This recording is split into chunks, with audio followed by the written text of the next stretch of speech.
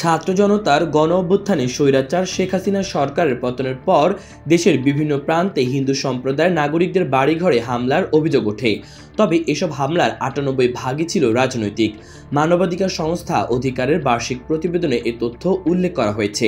প্রতিবেদনে জানানো হয়, শুধু হিন্দু সম্প্রদায় নয়, বিভিন্ন জায়গায় মুসলিম সম্প্রদায়ের মাজার ভাঙা ও হামলার ঘটনাও ঘটেছে। পুলিশের বরাত দিয়ে প্রতিবেদনে বলা হয়, শেখ হাসিনার পতনের পর দেশের হিন্দু সম্প্রদায়ের নাগরিকদের ওপর হামলার ১,৪১৫টি অভিযোগ পাওয়া গেছে। এর মধ্যে ৯৮.৪% রাজনৈতিক, ১.৫৯% ঘটেছে সাম্প্রদায়িক কারণে। এসব ঘটনার ৮৮টি মামলা দায়ের হয়েছে, গ্রেপ্তার হয়েছে ৭০ জন।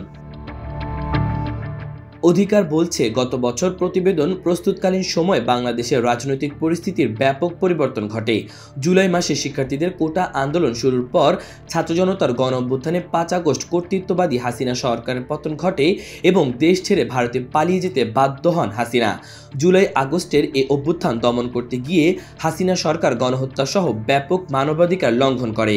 আইন প্রয়োগকারী সংস্থার সদস্য ও ক্ষমতাসীন দলের নেতাকর্মীরা এ সময় আন্দোলনরত ছাত্র জনতার উপর নির্বিচারে গুলি ছোড়ে। প্রতিবেদনে বলা হয়, ঢাকার আশুলিয়ায় পুলিশ আন্দোলনকারীদের হত্যা করে লাশ আগুন দিয়ে পুড়িয়ে দেয়। যাত্রাবাড়িতেও ব্যাপক হত্যাকাণ্ড চালান আইন প্রয়োগকারী সংস্থার সদস্যরা। চলতি বছরের ১৫ জানুয়ারি পর্যন্ত গণ অভ্যুত্থানে গুলিবিদ্ধ হয়ে শিশুসহ ৮৩৪ জন নিহত হয়েছে। আহতদের মধ্যে ছাত্র ও শ্রমিকদের পাশাপাশি আছে দিনমজুরও। আন্দোলনকে কেন্দ্র করে ৪৪ জন পুলিশ সদস্য নিহত হয়েছেন বলেও পুলিশ সদর দপ্তরে বরাত দিয়ে প্রতিবেদনে উল্লেখ করা হয়। এতে বলা হয়, গত বছরের জানুয়ারি থেকে ডিসেম্বর পর্যন্ত এক বছরে রাজনৈতিক সহিংসতায় ৯,৪৬৬ জন আহত হয়েছে। এর মধ্যে মারা গেছে ২৯৩ জন। একই সময়ে বিচার বহির্ভূত হত্যাকাণ্ডের শিকার ১৮ জন। এর মধ্যে ১১ জন মারা গেছে নির্যাতনে। গুমের শিকার ২০ জন, যার অর্ধেকই হয়েছে জুলাই বিপ্লবের সময়। কারাগারে থাকা অবস্থায় মারা গেছে ৮৩ জন। আক্রমণ ও হেনস্থা থেকে রেহাই পাননি গণমাধ্যম কর্মীরাও। হামলায় আহত হয়েছে ১৩৫ জন, লাঞ্ছিত হয়েছেন ২৭ আর মারা গেছেন ৫ জন। এর মধ্যে ৪ জনই জুলাই গণঅভ্যুত্থানের সময়। প্রতিবেদনে বেশ কিছু সুপারিশও তুলে ধরা হয়েছে। এতে গণহত্যা ও বিচার বহির্ভূত হত্যাকাণ্ড, গুম, নির্যাতন এবং অমানবিক ঘটনাগুলোর সঙ্গে জড়িত আইন প্রয়োগকারী সংস্থাগুলোর সংশ্লিষ্ট সদস্যদের বিচারের মুখোমুখি করার ওপর জোর দেওয়া হয়েছে।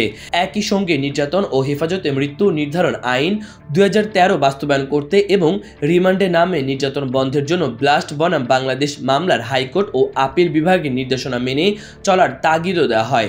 বলা হয়, সরকারকে নির্যাতন বিরোধী জাতিসংঘ সনদে অপশনাল প্রোটোকল অনুমোদন করতে হবে। গুরুত্ব দেওয়া হয় স্বাধীন মত প্রকাশেরও।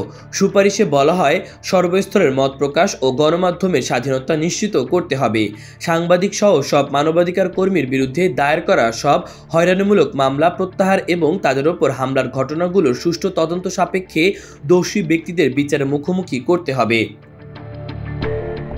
সেই সঙ্গে বিশেষ ক্ষমতা আইন ১৯৭৪, তথ্য ও যোগাযোগ প্রযুক্তি আইন ২০০৬, সন্ত্রাস দমন আইন ২০০৯ এবং সাইবার নিরাপত্তা আইন ২০২৩ সহ সব নিবর্তনমূলক আইন অবিলম্বে বাতিল করতে হবে। পাশাপাশি নারী ও শিশুদের বিরুদ্ধে সহিংসতা বন্ধে অপরাধীদের গ্রেপ্তার করে বিচারের আওতায় আনতে জোর দেওয়া হয় প্রতিবেদনে। মাহবুবুর রহমান ইমন, আমার দেশ।